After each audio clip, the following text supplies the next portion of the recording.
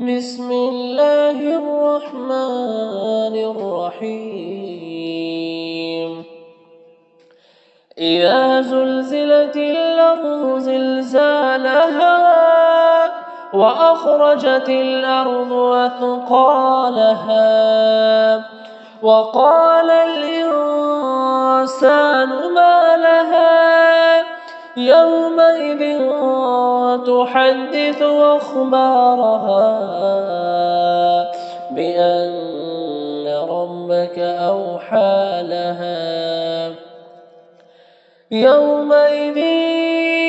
يصدر الناس أشتاتا ليروا أعمالهم فمن